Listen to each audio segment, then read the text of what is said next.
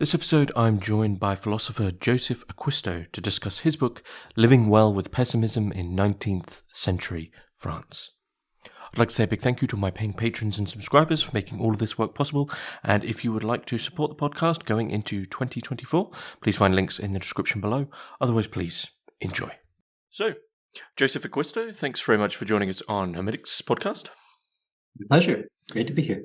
We are going to be discussing your 2021 book, Living Well with Pessimism in 19th-Century France, which was published by Palgrave Macmillan, who I should say were kind enough to gift me a copy, so a big thank you to them.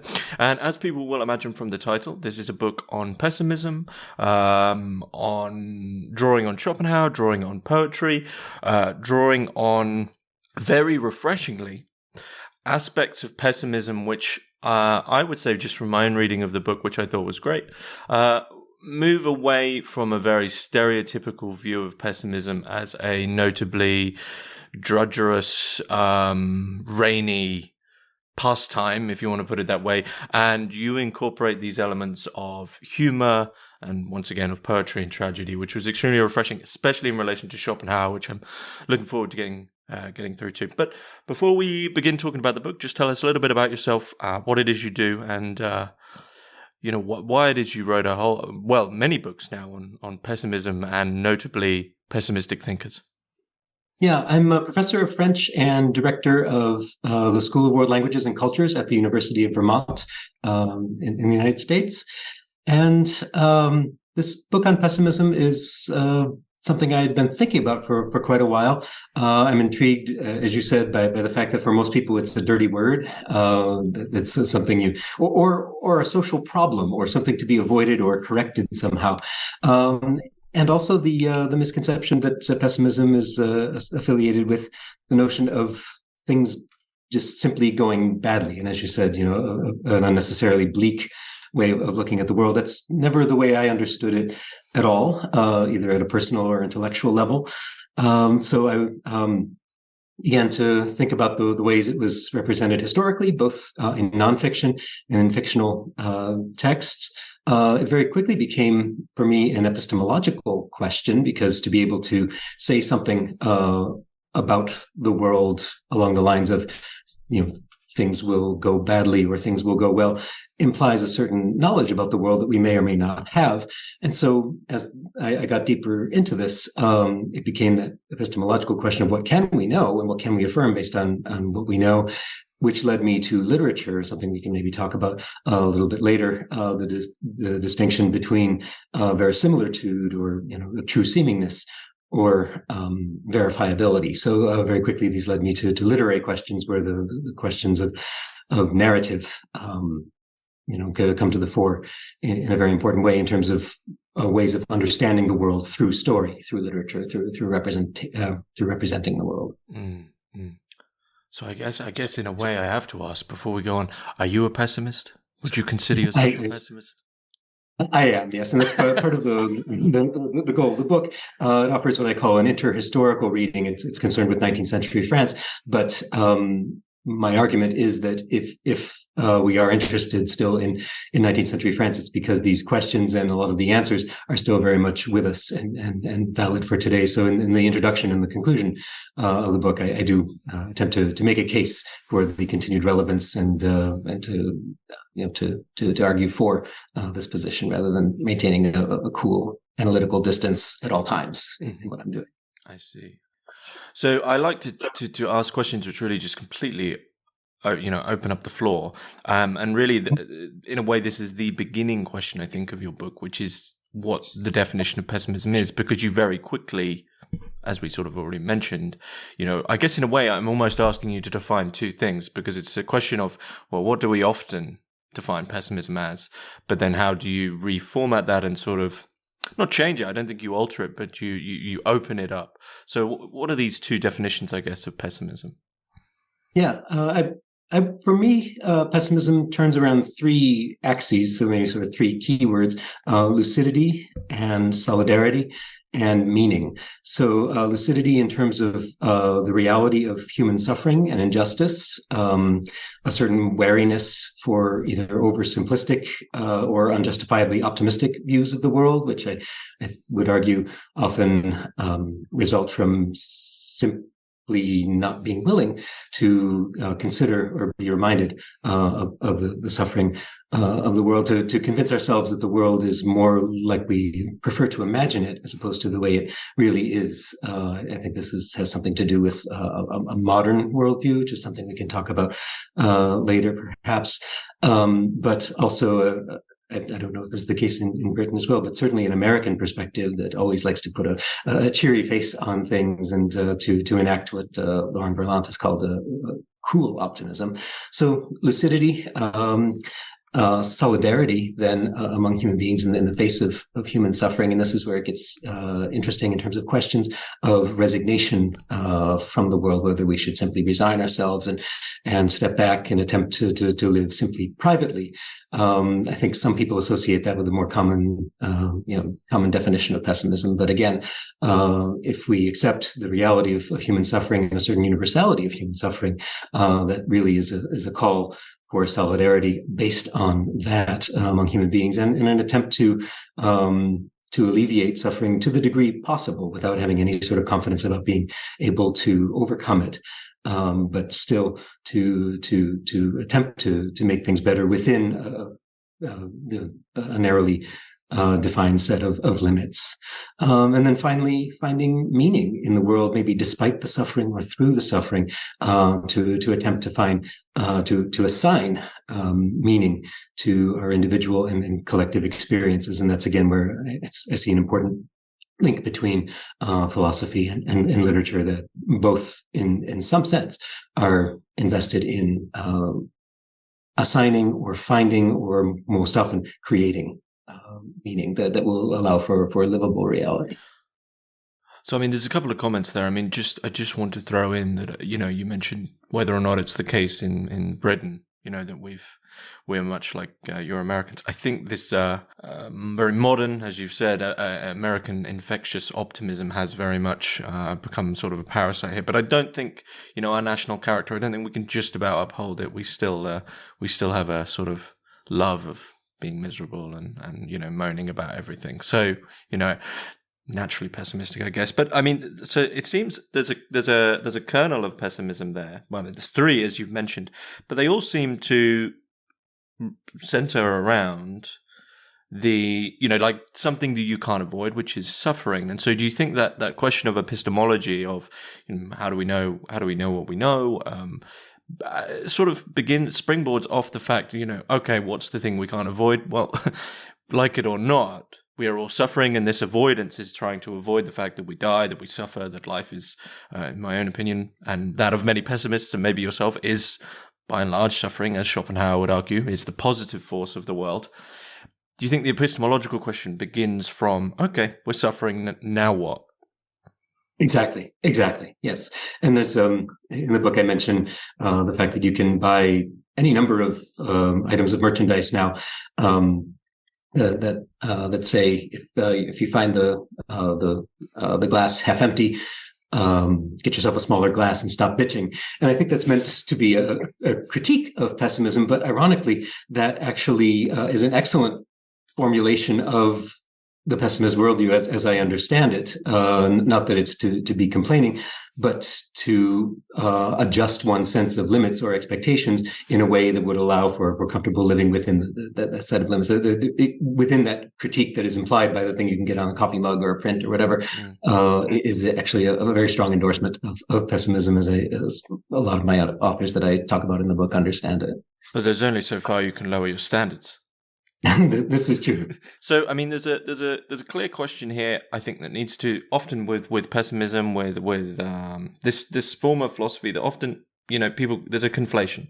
And we need to bring in this thing of nihilism, and in a way, I think also antinatalism now starting to get more of a look in. And I think, we were speaking about Jerome before we started recording, and, of course, Schopenhauer, and name any pessimistic author, you often get nihilism or nihilism as a sort of a thrown at them. And I would say, just personally, I don't think I've yet to find a true nihilist philosopher. Maybe Meinlander. But what's the difference here? I mean, of course, you've already mentioned it because meaning is one of your three kernels. But what is the difference here between pessimism and nihilism? Yeah, meaning I think is a key element to distinguish from pessimism. The affirmation on the pessimist side that we can, in fact, find meaning in the world, that it doesn't necessarily shut down or cancel any attempt to live well in the world. And my title plays, obviously with that notion of living well in terms of the traditional philosophical question of what does it mean well to live well in the world, but also our modern sense of the phrase living well with usually is followed by an illness, living well with cancer, living well with depression or something like that. So to say that one, despite what we might know or affirm about suffering, to not simply reduce experience to that, not to reject, as you said, a certain ability to find humor in the situation, or an ability to adjust one's expectations in order to live a perfectly fulfilling life in ways that I think nihilists would reject. I would also say that pessimism is anything but a static category. I think there's I would say the same thing about cynicism, or even sort of some religious responses to suffering in the world. They tend to be a fairly static response, in that one has identified one solution or one explanation, and one is content to leave it there, as opposed to pessimism, which I think opens more questions than it answers. That's something I argue about Schopenhauer, that by even through his wanting to account systematically for suffering in the world, he ultimately poses far more questions than he answers in a very exciting way, precisely because that's where dialogue happens. That's where the question, the work of interpretation and attempt to find meaning occurs. So I think pessimism opens those doors, whereas nihilism would have a tendency to close them. Mm. Okay. I mean, just before we get to Schopenhauer, who is so key for your book, you mentioned their cynicism, and it's something I've been thinking about recently, actually, in relation to sort of the original cynic Diogenes.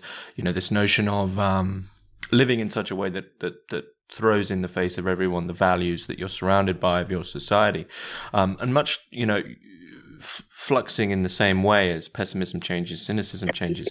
The question I'm asking myself today is whether or not Diogenes, what would he have to do to upset the people of today who seem to not have any values? What can you do in that case? Do you think pessimism has much the same? It has this a relationship of becoming with the values which are constantly fluxing. Yeah, I think so.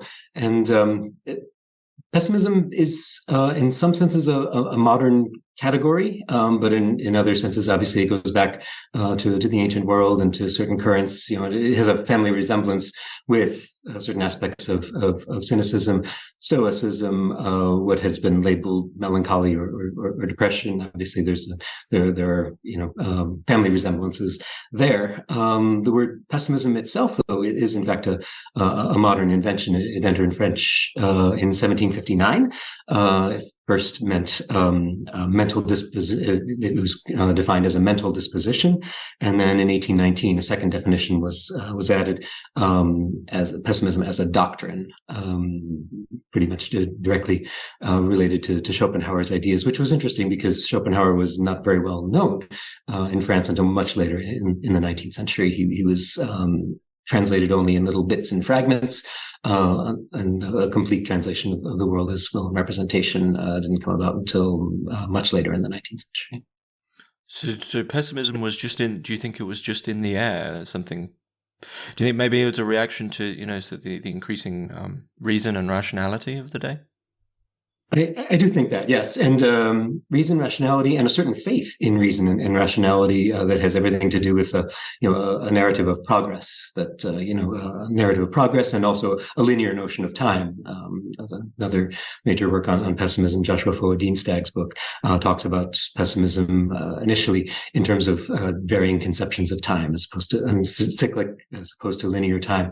And with the notion of rationality comes this belief, absolutely akin in many ways structurally to a religious belief in progress. I think pessimism comes to trouble that notion, or at least call it into question as, an affirmation of, paradoxically, faith in reason. I don't think it's any coincidence that it arises precisely at that sort of moment of mid-18th century French Enlightenment. Mm.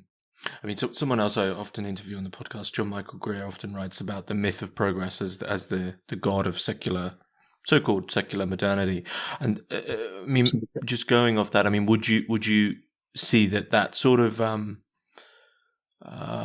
belief that pessimism, in terms of it being the negative against optimism, in that there's a frustration because people see that someone isn't believing in the god of the day, which is progress. Yeah, and it again comes down to a question of the plausibility of an interpretive framework. If we can't make definitive declarations about the validity of optimism or pessimism, we can certainly look around and have enough evidence to be skeptical about an unfettered notion of linear progress, and probably now even more so than in the 19th century. But they certainly already had that sense that not all is perfect in the world, and that's obviously a view that the 18th century philosophes shared absolutely as well. None of them, I don't think, are full on apostles of reason or progress, but the way it became distilled and married to a certain instrumental notion of reason, linked to technology and the belief that technology's no ill effects. It certainly inspires a reaction against that in order to correct the course of the ship, I suppose. Mm-hmm. I mean, speaking about that course of the ship, just to stay with that metaphor, do you, I guess, in your research for this book, and I guess amidst pessimism, in this sort of almost cultural, maybe not spontaneous, but cyclic rise, as we've spoken about time, of pessimism as a movement or as an idea, is there almost a parallel ship of this very modern notion of happiness coming at the same time? Yes. Absolutely, yes. The whole question of what happiness is, whether it's achievable, and whether it's an appropriate goal to be pursuing to begin with, or whether again the quest for happiness isn't itself one guarantee that you're never going to achieve that. So it becomes almost a structure of desire that depends on the impossibility of achieving that sort of happiness. Mm-hmm. Okay, well, let's turn to one of the key figure of pessimism, most definitely, and one of the key figures of your book, Arthur Schopenhauer. And I must say, I'll repeat myself. Your reading of Schopenhauer was just so refreshing to me, because Schopenhauer is just constantly spoken about with these terms of, like, he was the most miserable, annoying, all these little anecdotes of him. And I think, I'm going off the biography that I read was Zafransky's, which, and reading Schopenhauer's work himself, I was just so much in agreement with you in the way that you write about Schopenhauer's work, that there is humor there is tragedy, there is elements of comedy, and there's a sort of a bombastic nature to Schopenhauer, which people rarely talk about. And when I read him, I don't want to say hope, but I don't think it's as miserable as it's not miserable. And this just rarely gets seen. So I was so happy to see this. But what do you think is overlooked with Schopenhauer, and why do you pull these threads out? Why are these so important? I think you're absolutely right that the humor is a key element in Schopenhauer. People would necessarily have to call his project a failed philosophical project if we're looking to account for a full system, right? A fully unified system that attempts to link metaphysics with ethics. His response to Kant and so on. But I think that is probably the wrong way to look at Schopenhauer, precisely because so many elements of pessimism that are articulated in his wake and generations after him are not systematic and are actually suspicious of those sorts of totalizing visions, precisely because they tend to shut down questions that are probably best left open and put in terms of dialogue. So I tend to read him not exactly as a literary author, but read him through techniques, from literature on which he absolutely depends all the way through his writings, obviously in the aphorisms, but even in the more systematic expositions.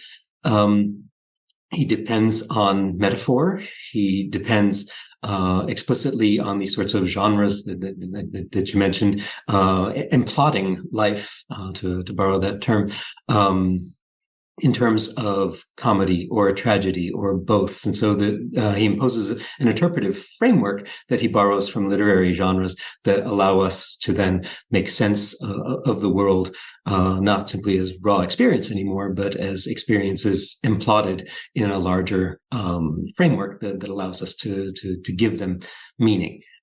So that's an important aspect of it to me, the way he very explicitly appeals to genres in terms of understanding human experience, and also the basic impossibility of his project. If the goal is complete renunciation, that is simply an impossible goal without actually ending human life, and he does argue against suicide. Complete renunciation is impossible to live, is to be endowed with some aspect of moving on. And so that generates to me an important notion that I talk quite a lot about in the book, the notion of living as if life had meaning, as if we could entertain the notion of renunciation and think about what that would mean. But even thinking about the consequences of renunciation, or thinking about its possibility or impossibility, already puts us solidly back in sort of the opposite of resignation, because that's that pushes thought forward. Exactly. So by renunciation, you mean renouncing life, but not suicide specifically. Right. He does argue against suicide, precisely because it does nothing to cancel the effects of the will. So it is just yet another flawed gesture. See, now I rarely push back against my guests. I rarely critique them. But one of my least favorite famous philosophical, thoughts, ideas of all time is Camus with "We must imagine Sisyphus happy," which to me is just okay. Well, you just do what you want. Just imagine him happy. That's just poor philosophy. It's lazy.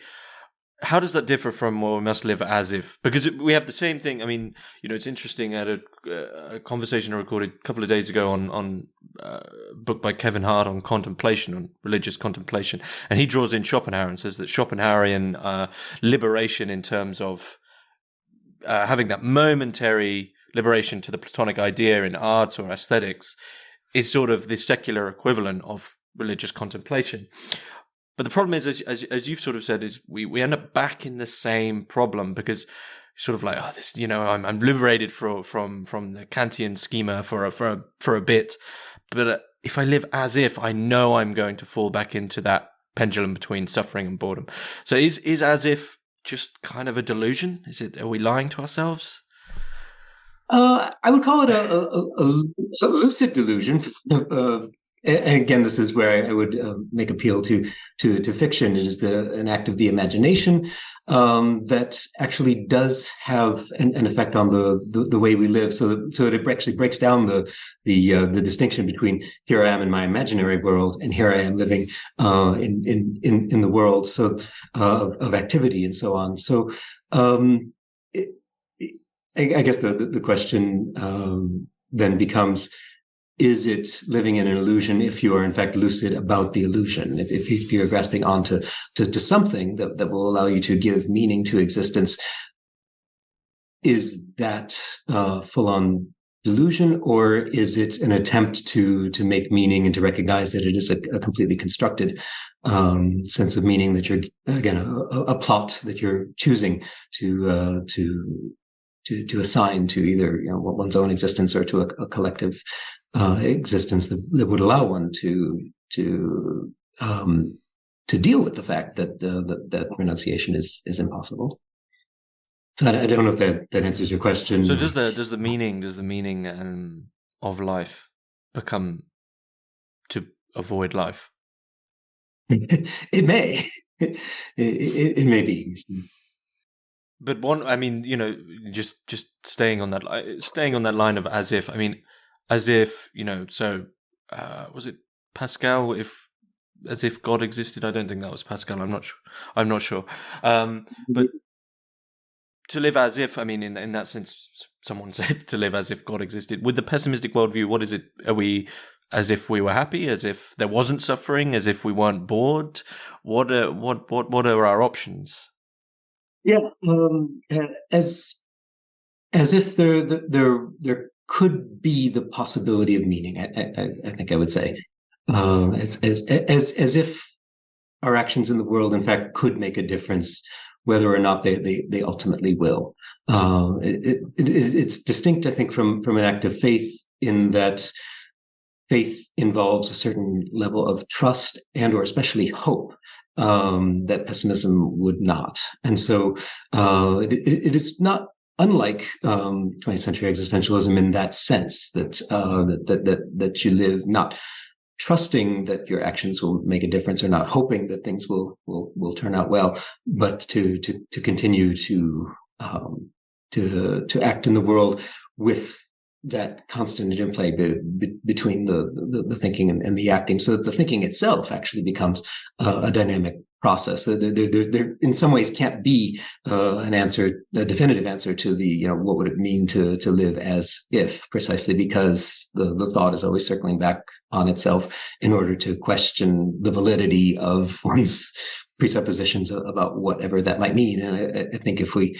find the thing we are living for, or the exact way that we are going to live as if, we've already begun to shut down that sort of dynamism that I see in associated with views more akin to optimism or religious faith or even cynicism. So yeah, as I was going to have a question there on that dynamism. There seems to be two options that, one might be maybe someone's subjective worldview. They find God or something, and that just shuts it down. Okay, I found my meaning. Often in the case, if they're a pessimist, they're still going to have the niggle of doubt in relation to faith. But on the other side, could someone perhaps shut it down? Just complete willful ignorance. You know what? Life does have meaning. Completely shut it down. But do you feel that this dynamism can ever be stopped? I do think it shouldn't be stopped.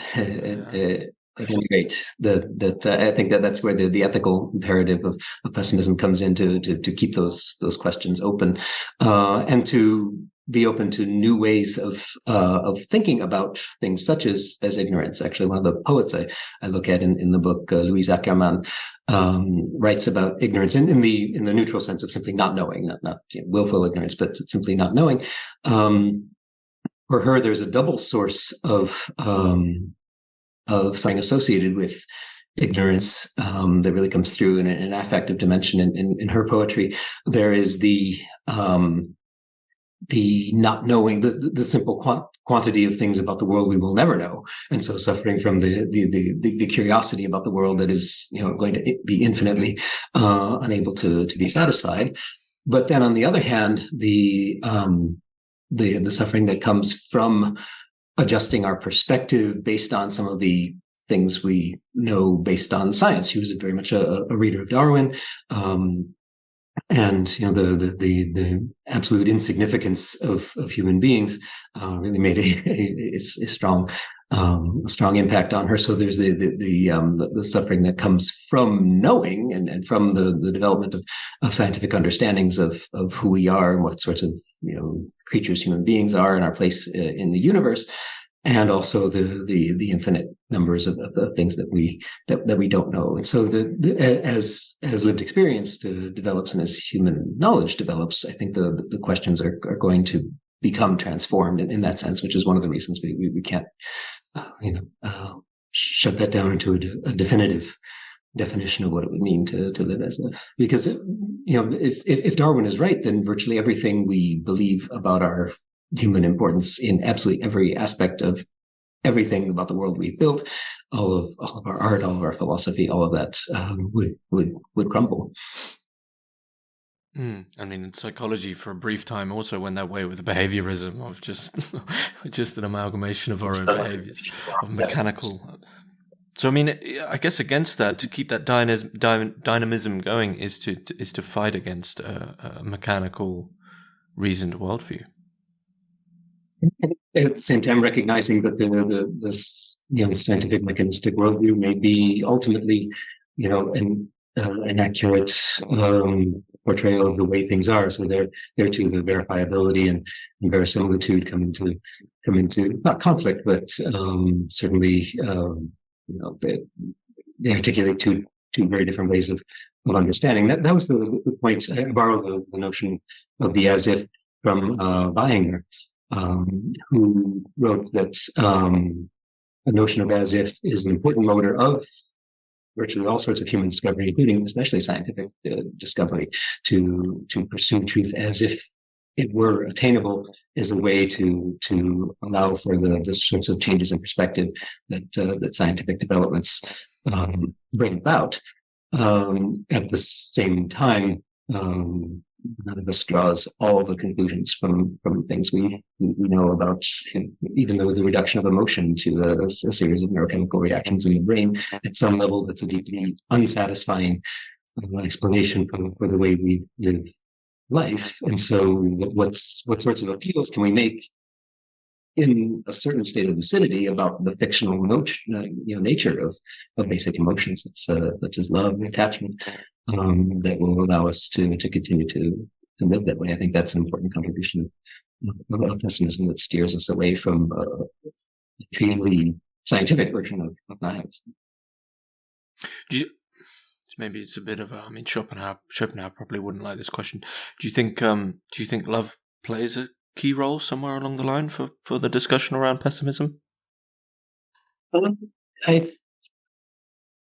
In as much as any sort of basic human experience does, again, the way we invent thought structures around a relationship with love, the way we experience art, the way we attempt to not necessarily remove ourselves from the everyday, but love is certainly one of those experiences that allows us to know a certain intensity of experience that would be akin to the aesthetic experience that Schopenhauer does write at great length about. Mm-hmm.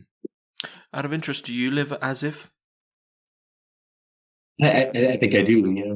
What's your? If you don't mind me asking, what's your as if? As if there's meaning? As if there's meaning, yes. As if we weren't on a collision course to destroy the planet and all life on it. As if there were things to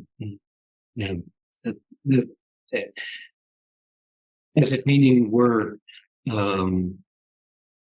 not just simply a structure of desire and some virtually unseizable object, but as if there were sort of guiding principles that allow us to carry on and to continue to create and to assign meaning and to think.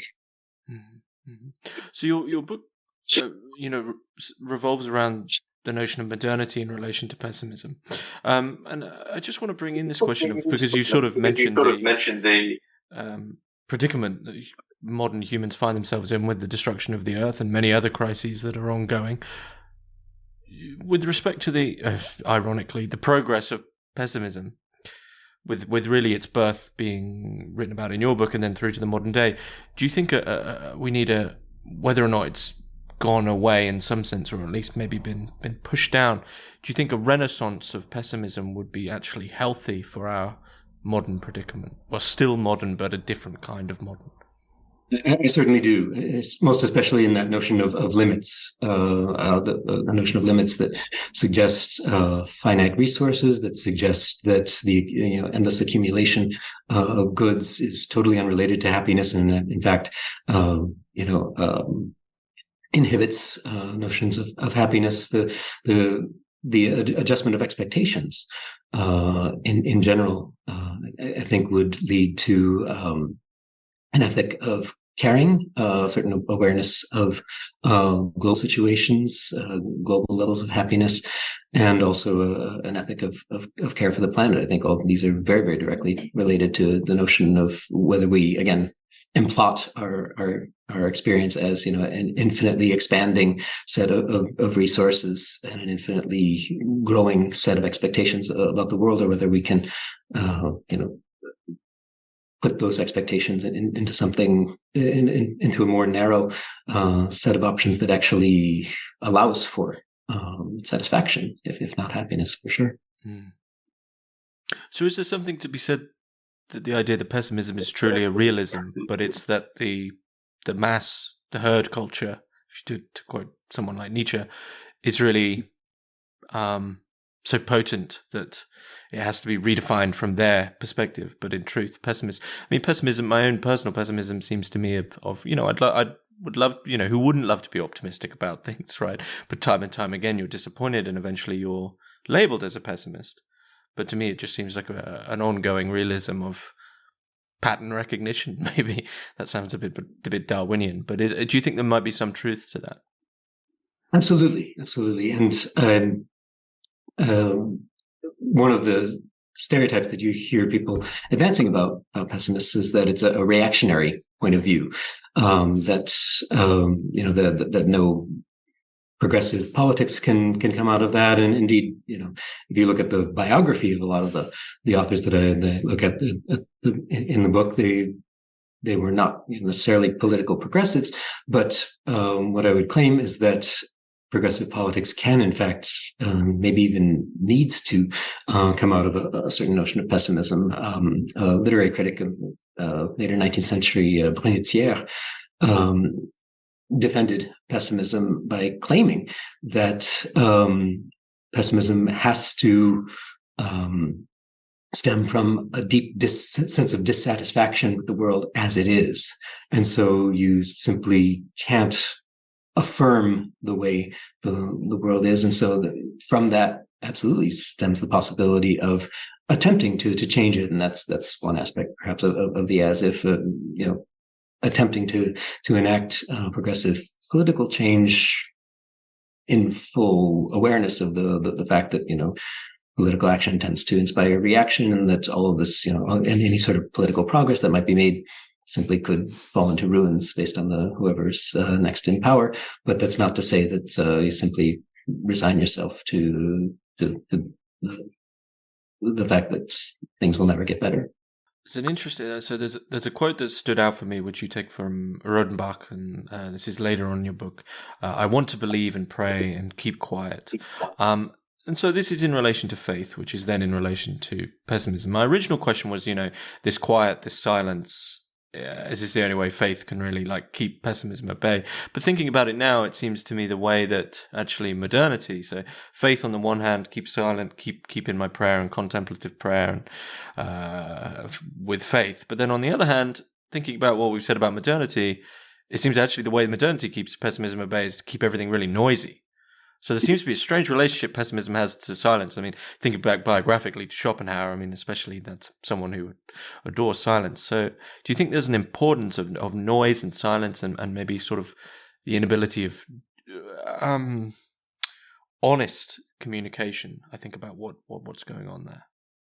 Yeah, I think I would distinguish between the noise of distraction that is inherent with modernity and that sort of dialogue that comes out of thinking and writing about pessimism. It's one of its paradoxes, maybe, that for authors who affirm withdrawal or silence or anything like that, pessimism has spawned an enormous set of literature, not unlike the text of Samuel Beckett, right? This endless proliferation of words about wanting to end communication or to end speaking or writing.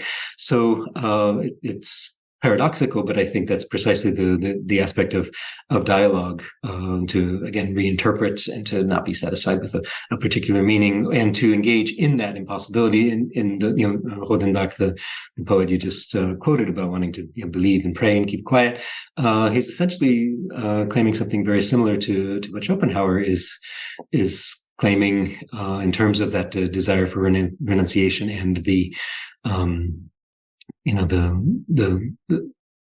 asking of the question of what it would mean to draw the consequences from the notion that resignation is simply impossible. The notion of resignation is impossible. If we're to turn back to Schopenhauer, I don't want to insult the man, but maybe the modern world has gone against him here. What if we always push suffering away, which we seem to do in the modern world? No one, if you're ill, tuck them away. If you're dead, quickly get the body away. We don't want to know anything about that. And on the other hand, no one seems to be bored anymore. We've always got something to do. So have we overcome the pendulum of Schopenhauer, or are we lying to ourselves?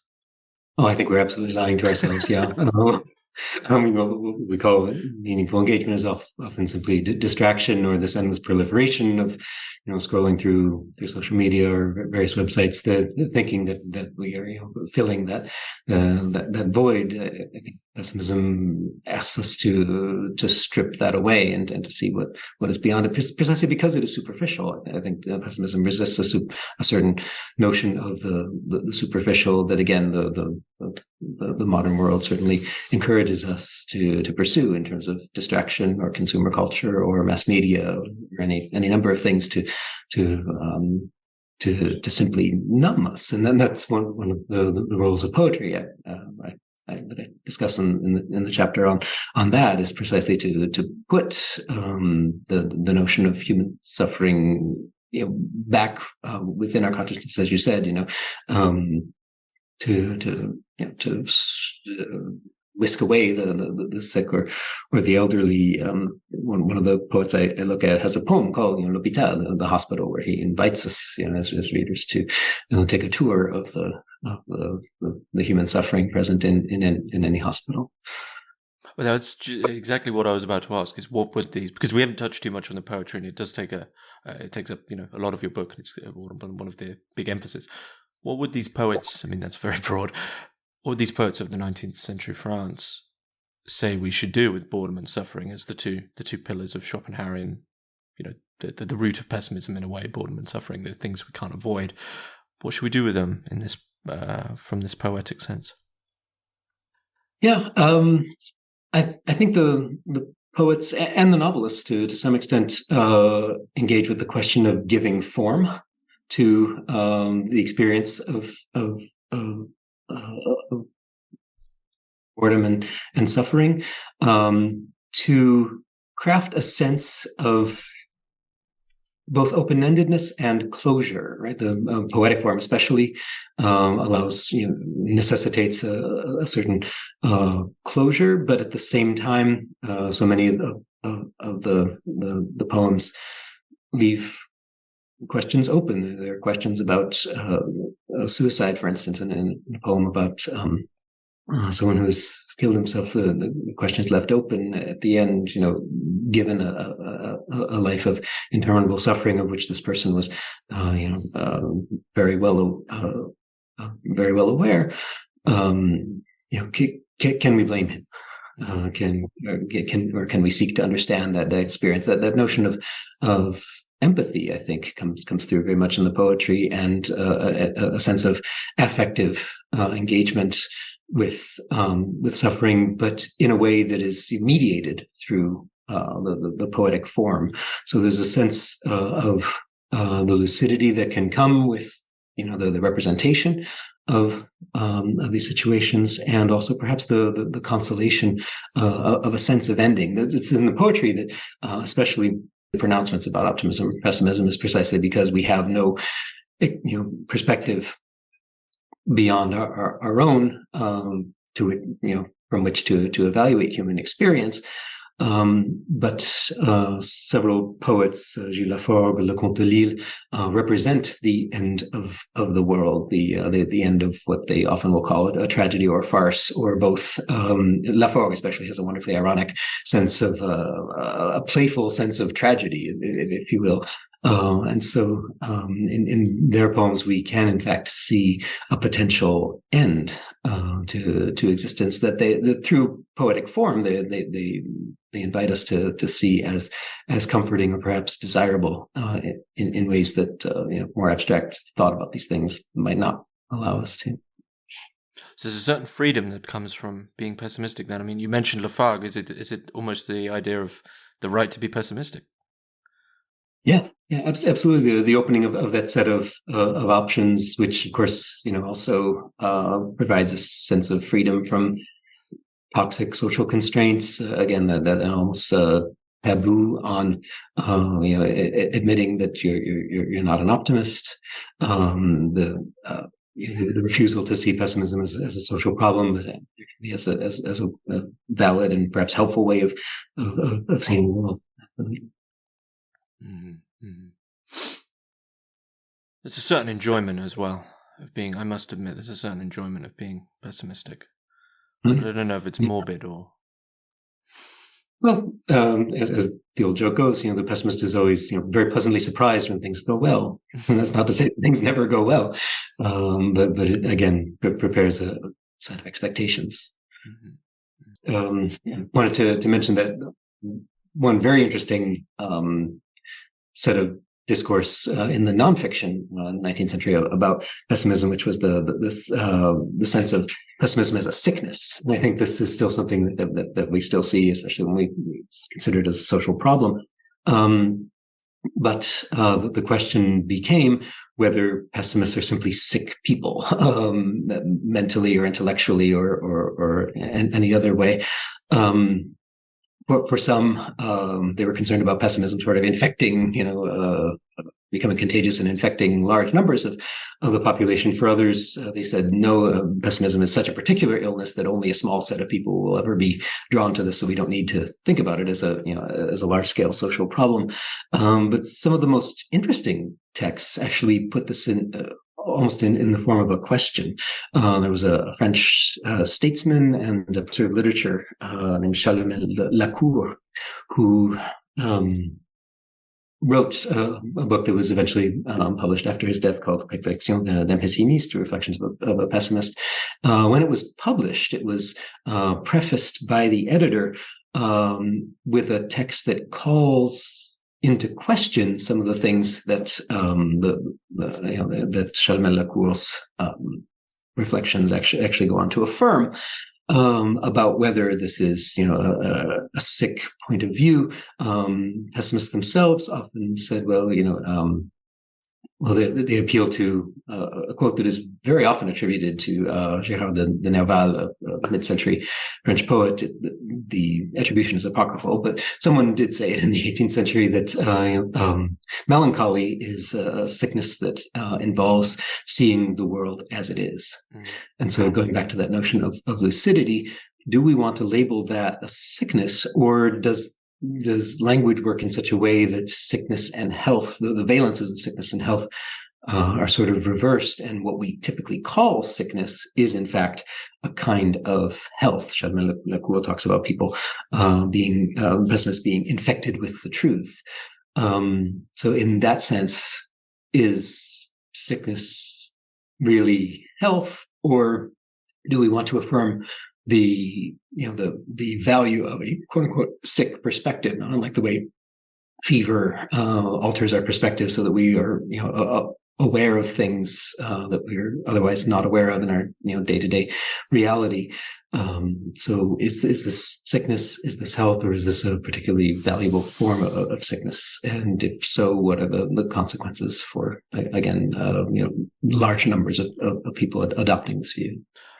It certainly seems to be the modern problem as well. I mean, this is a fairly loaded topic, a fairly tough topic, but it's certainly the case, with cases of depression and anxiety on the rise. There isn't a more nuanced discussion of whether or not someone's personal character, personal temperament, is melancholic, which is not something that should be, well, in my opinion, should be medicated away as something which is bad. There's certainly, I'm not denying the reality of major depression or these mental illnesses, but there's certainly a very, I think there's a more nuanced discussion to be had there about what is the overarching, could say, philosophical ideology with regards to whether or not we're an optimistic or a pessimistic society, and whether or not that's being projected onto how people should be, and whether or not can someone get better if their natural inclination is to say, well, you can keep trying to tell me to see things this way. You can keep doing, I don't know, but CBT mind maps.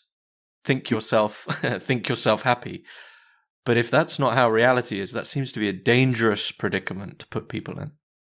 Absolutely, yes. There is, as you say, without wanting to romanticize depression in any way, I think if you look at the world we've created for ourselves and are depressed by it, I think that's an absolutely lucid and well justified way to see the world. And so the question that is not unlike we were talking about earlier in terms of a lucid delusion. How can we adjust our view of the world so as to live in it without abandoning the sense of why we might, be disposed to seeing the world as a valid source of depression in terms of the world we've created, the way things might have been different, the way they aren't, and the collision course that we seem to be on.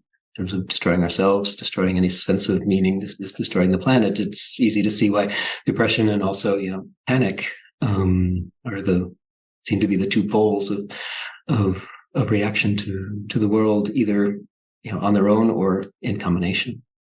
Do you think the time's fast coming where pessimism will once again be a realism? Be accepted a bit more? I hesitate to make predictions. I'm guessing not. The pandemic, for at least a moment, in so many other ways. And people talk about the ways in which the pandemic showed us the way things might have been different in terms of the way we value certain kinds of labor, in terms of the access we have to healthcare or not, and questions of racial injustice and questions of gender and so on. I think the pandemic also pointed us toward a way in which we can, in fact, say we're not okay, right? If people say, how are you doing? Great, was often again, probably more so in U.S. culture than in other parts of the world, I think. But that sort of default to, I'm going to pretend to be happy and I'm going to pretend that things are going really well when they're not, at least for the pandemic moment. I think people were more open to the fact that, things are going at best okay. I haven't been infected with a disease that's going to kill me yet. But then, I guess, pessimistically speaking, it was quite astounding how quickly we springed straight back into our "quote unquote" normal way of being after all lockdowns and pandemics. Absolutely, yes, because people were very eager, right, to get back to the normal, despite all of the warnings that maybe the normal wasn't the best way to go about. Maybe that was a moment of potential change. Mm. What is it you'd like people to take from your book? Well, certainly a sense of the importance of literature and poetry and novels, especially in terms of the way they interact with our imagination and the way that they're not separate from our lived reality, but a key aspect of the way we form our reaction, not just our reaction to our experiences, but the way we actually understand what those experiences are. A sense of the continued relevance of the 19th century to our own questions, a sense of continuity between that world and our own, a willingness to give pessimism a chance, again, as something that can be, in fact, productive of a life that we might affirm is worth living. A certain sense of caution in the face of optimism, or a certain sense of suspicion in terms of the way we understand the world and the way that may involve a whole lot of blinders that we put up collectively to our perception of the way the world is. So those are some of the things that I hope people will take from it. Is there anything key you'd within your book that you feel you'd like to add in, or that we've missed that you feel is important? We covered a lot. Mm-hmm. So Okay.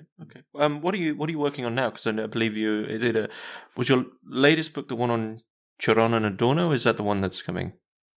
There's one that's the book I published after the Pessimism book was on Adorno and Baudelaire. So reading Baudelaire with Adorno, notions of subjectivity and dissonance. Later in 2024, I have a book called Thought as Experience, and that deals with Bataille, Sioran, and Clément Rosset. And then I'm currently back at work on Baudelaire and his portrayal of objects, building a little bit on the Baudelaire Adorno book.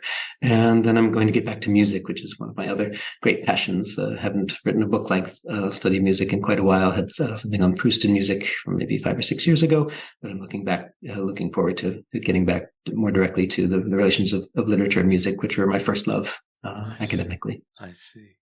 Well, I would love to discuss Sioran and Bataille and Thought as Experience with you when that's released.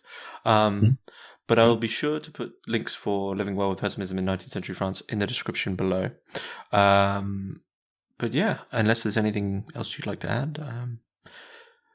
This is an excellent chance to talk about things. You have these wonderful questions, and it was a real pleasure to have this dialogue. Well, Joseph Acquisto, thanks very much.